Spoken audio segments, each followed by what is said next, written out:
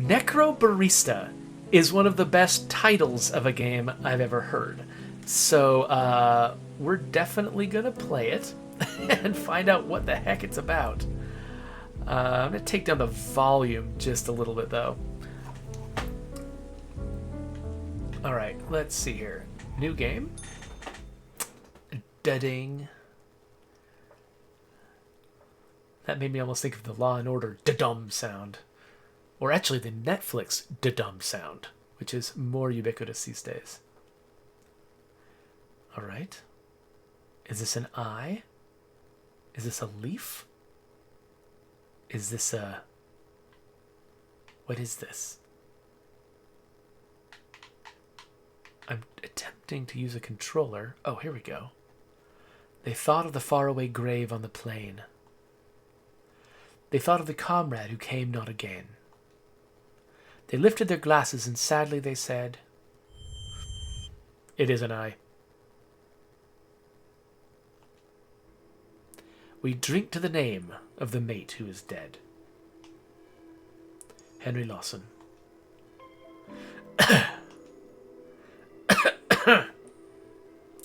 It's so bloody damp down here. I know we're in a cellar, but I don't suppose you have a window we could open or anything? Yeah, we've got a vent that leads outside somewhere. Maddie, can you open it up? Get some fresh air coming through? Pretty sure it's got a dumpster or something sitting on top of it right now. Besides, I'm busy. Just grin and bear it.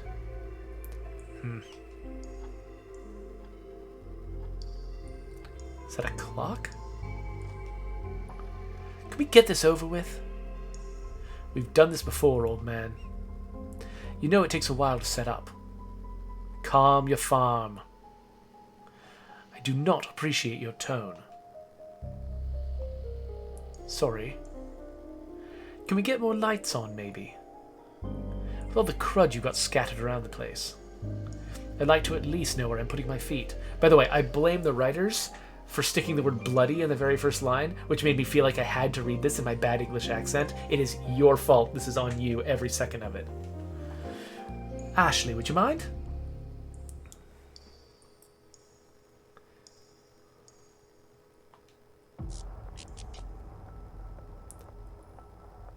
So, the pacing of the scene, by the way, every time something changes, it's because I pressed the A button.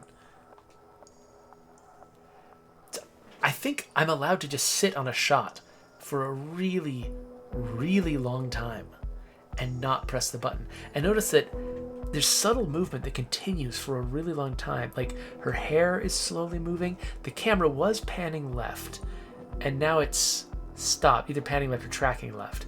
Now it's stopped, but it did it for long enough. It did it for much longer than it takes to say the word thanks and hit the A button. It's interesting that they're giving me so much control over the pacing of a cutscene.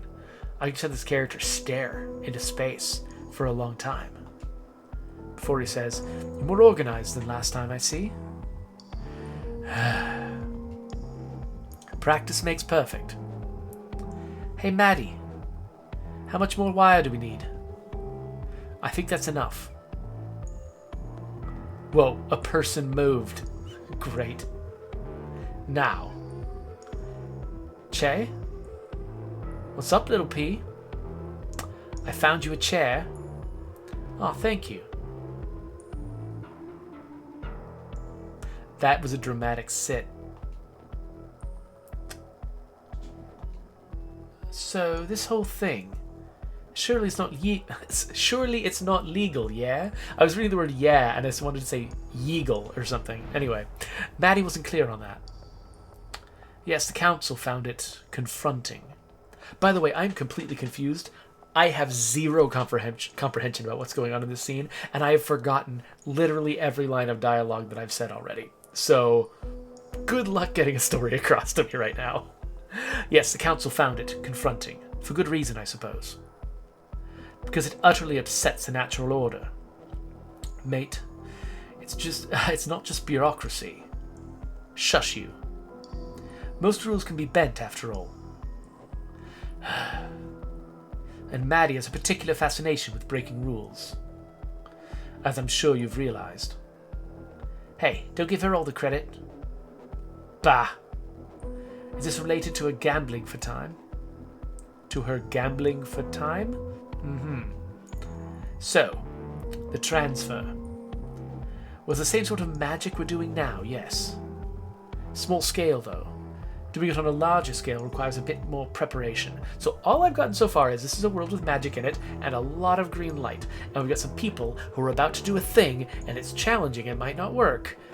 And it's a thing. Maybe. The council successfully suppressed all available information about it, though. It's kind of dystopian, I guess. There's some kind of council, it's got a lot of power, and is scary for good reason. What happens if something goes wrong? Well, you don't tend to mess it up more than once. Or try it again after you fail, for that matter. Stubborn scholars notwithstanding. What do you even call this sort of magic, then? Question's irrelevant, because it's banned. Badass? I call it badass. Well, by definition, it's a conduit ritual.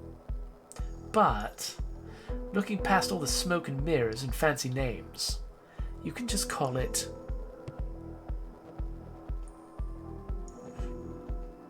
necromancy. I still have no idea what's going on. The story makes no sense to me, but I still loved that cutscene.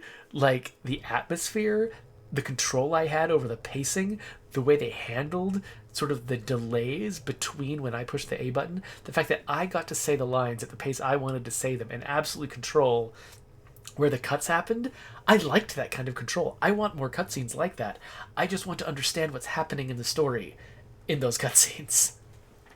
From your hazy memories, a certain word calls out to you. Necromancy. You tried desperately to remember what it meant. Necromancy. Death. Skull. This fragment of a memory stays with you. Piece together the past. Remember what transpired. And never forget. You are scattered. Practice. Fascination. Disheveled. Blender's messy detective criminal story. Succubus? Succubus was in there somewhere. I hope I'm a succubus. That's great. Okay, so I can walk. I can... Hey, that is a PlayStation controller. Excuse me. I am an Xbox man. And I didn't see what that said, but I guess I can move around. Cool. Can I invert my controller? Is that config? Config.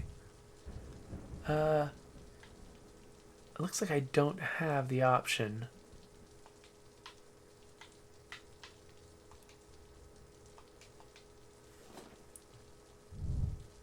There we go. I guess I'll return to the game. Oh, wait. What's this? Okay, no, it's just instructions on how to play. Okay, so I'm going to have to be not inverted. That's fine. It's not like this is a shooter or something, right? So I should be okay. I guess I could switch to touchscreen controls. Packler says, Xbox is the wyverns of game consoles. To know why we're talking about wyverns, you're probably going to have to go back and look at our the video we did on creeks, which I'll stick a card up for. What time is it right now? 1:06? Cool. Anyway, so I'm in an alley of some kind. Can I interact with stuff? Can I interact with doors or windows or plants? No. Nothing? Well, when I heard of a game called Necrobarista, I assumed it would be about... Oh, here we go. Terminal House. Terminal House rules. Does it rule? We welcome both the living and the dead. Patrons will be served in the order the... Okay, I just pushed unlock. Did I... I feel like maybe this game was not designed to be used with controllers. So I'm going to hit unlock. Then I can hit read this time. Maddie's rules. 1. We welcome both living and dead. Patrons will be served in the order they arrived. 2. Don't ask who's alive. If someone wants you to know, they'll tell you. 3. The dead have 24 hours. Strictly enforced. 24 hours and 5 minutes is not 24 hours. 4. No, we don't have Wi-Fi. Yes, there's no cell reception. Ether and radio signals don't play nice together. And 5. Report broken items and other anomalies to staff. We can't clean up your broken glass or spatial rift if we don't know about it. Don't feed the eidolons. Okay. They can't eat, and offering them food just reminds them of that cruel fact. Okay. And that opened the door. Alright, well. Here we are in some kind of necro coffee house. Can I interact with this thing? What is it? Continue? Continue doing what? Yes? Yes, I want to continue. Continue diving into a hole in this table. Oh, hey there, Not Jim Artist. Thanks for joining us. He's not going to stick around for long. He's got a Formula One race to watch in the next morning. Okay, cool. Let's see here. Part 1.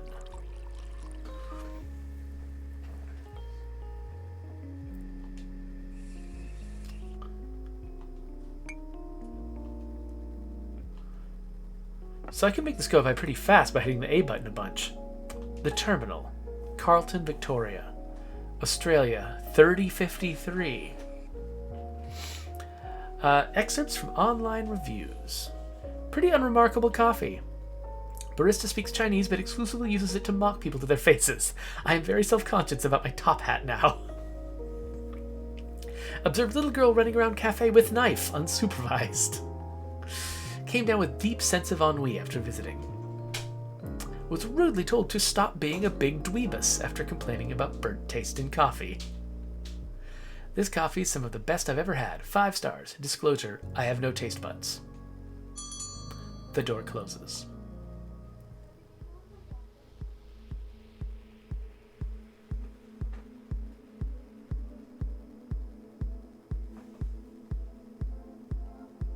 Oh, I guess I should move on.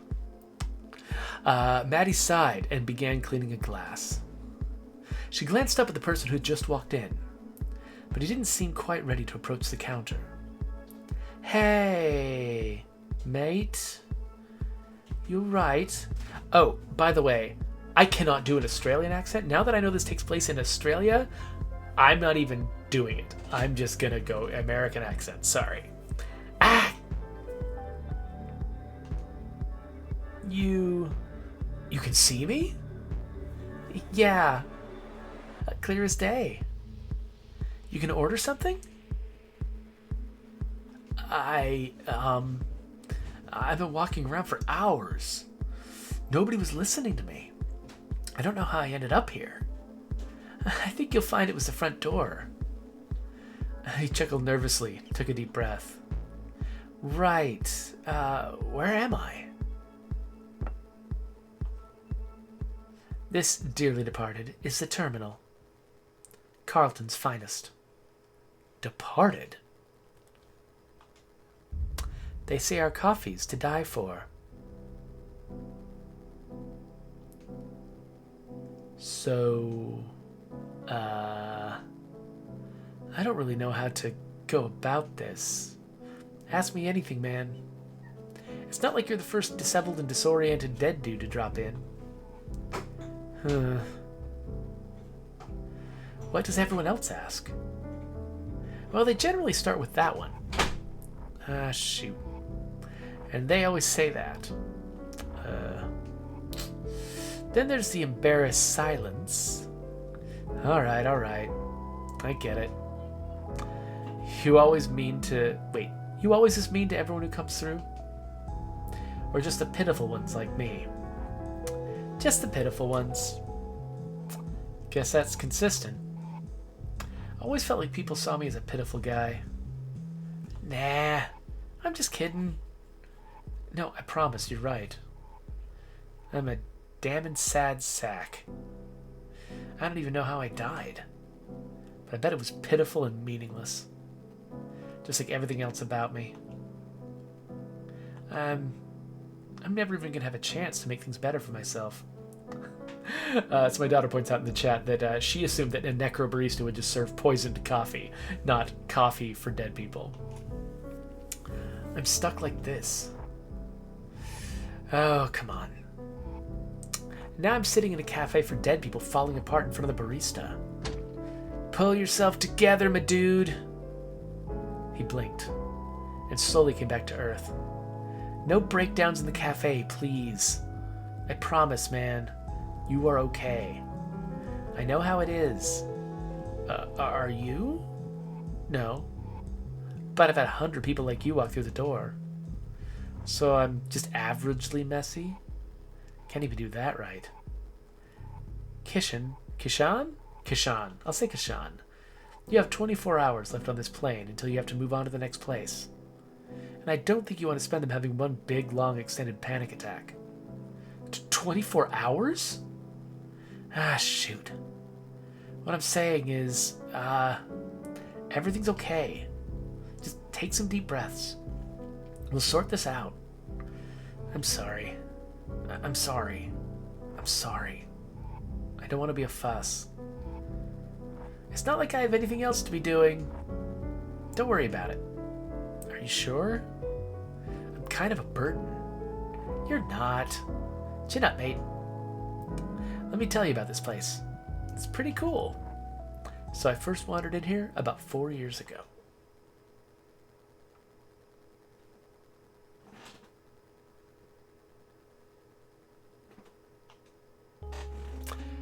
I just realized I forgot to push the A button.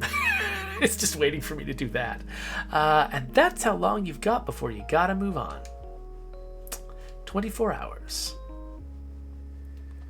So did we just skip all the exposition that would explain how the world works? I don't mind. 24 hours to find out who killed you? That'd probably be a good detective movie, right? Actually, that sounds like Murdered Soul Suspect. Which I think I played. Did I play that? I don't know. We'll find out if a card appears up there. What time is it? 1:15. All right.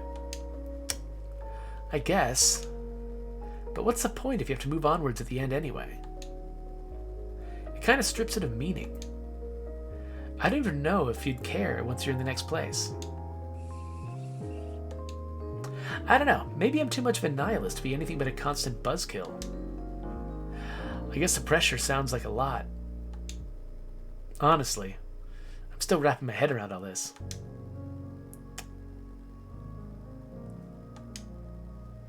Seems a bit outlandish, doesn't it? That's the word. I guess it'd be disappointing if you found out you just died quietly in your sleep or something, though. Yeah. Most people don't die from being murdered. It's mostly sickness, or old age, or lawnmower accidents. Well, they call them accidents, but really loads of lawnmowers are possessed by evil spirits. That said, I don't know if she's serious. Wait. Hold on. You can't just drop that like it's nothing. Possessed lawnmowers? Seriously? Anything with spinning blades tends to attract them. Garden equipment, garbage disposals, blenders. They're a right pain in the arse. Gotta exercise a blender at least once a month. That's wild.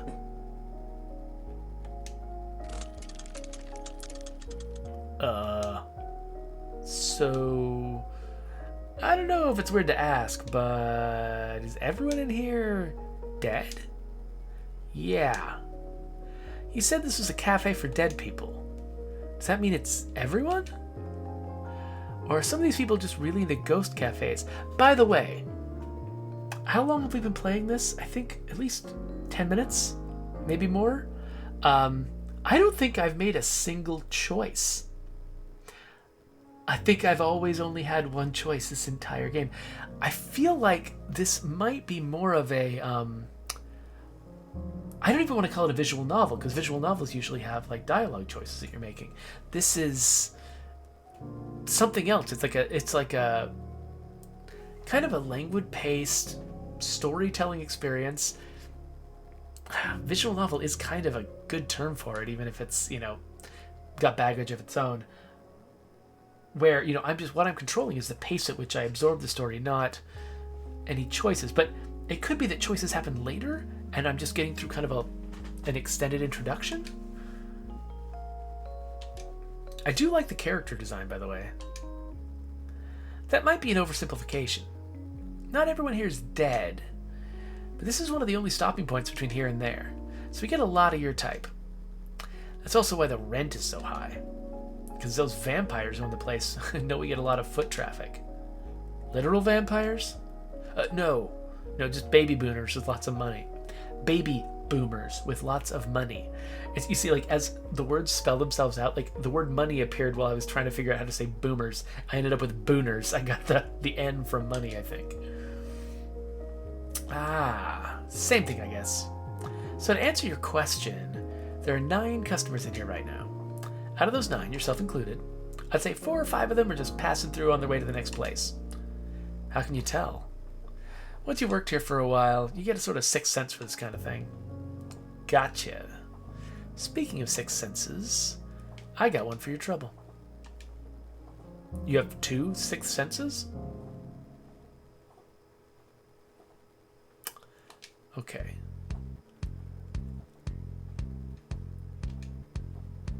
Hello, Ashley. Ashley was a young girl who'd adopted Maddie and Che a couple years back. Much in the same way that a puppy adopts a squeaky toy. She was ferociously smart and a budding genius, but still a kid nonetheless. Today she smelled strongly of motor oil. Her right arm was coated with it. Maddie knew she'd have to help her clean it off the joint later. And she wore a look on her face that said, "I'm an invincible genius." Okay, I'm going to stop right here because it feels like we're moving on to the next phase in the story. And because I'm not running into any choices to make, I feel like my contribution to this is kind of minimal. If this really is just a story that you step through and control the pacing of, then the more I stream it, the more I'm just sort of obviating the need for anyone to play it, right? Because you're just getting the same story that you would get if you played it yourself. So I think I'm going to pause it here. And and I'll come back to this later on my own. But this is fascinating. So I feel like the main thing I got out of this experience was how entertaining it was for me to control the pacing of these scenes. Like, I could make it take a long time. I could make it go really fast. And the way they sort of presented these scenes so that it felt right for me to be controlling the pacing of them was really interesting. And I feel like, while, not everyone, this kind of game where it's all about, telling a linear story is not everyone's cup of tea. That technique they were using to let me control the pacing of the scenes is something that could apply very easily to a lot of different games. A lot of games use kind of, static animatics and things, or like slightly moving animatics to tell their story, in between gameplay sequences. And that actually might be a really interesting and compelling way to do those kinds of sequences. So if I'm ever doing a game that tells its story that way, I'll probably refer back to this as a reference point to sort of figure out how to make that kind of experience feel good. So Jedi Sectrix points out, the fact that they're highlighting so many words, though, suggests that there will be something to do at some point. That could easily be the case. That after we get deeper into this, maybe I'll get to make some choices. Maybe these words affect. Oh, look at that! I was controlling it with a controller, and so I didn't see that I can actually tap on the yellow words and say, Ashley's fancied herself a genius ever since the day that Maddie invited her to become a spunky sidekick. Okay, so what the kind of choice that's given me, it's not like branching storyline type choices. It's just see, I basically get to decide what words and concepts I'm most interested in, and I can follow them up at my leisure without interrupting the flow of the actual text. So that's cool. Anyway, I am going to get out of here, end this video. But that's Necrobarista. That's the kind of game it is. So I was really curious about it. From the title, I was very curious what kind of game this was. So I'm glad to know, and I think it taught me some stuff.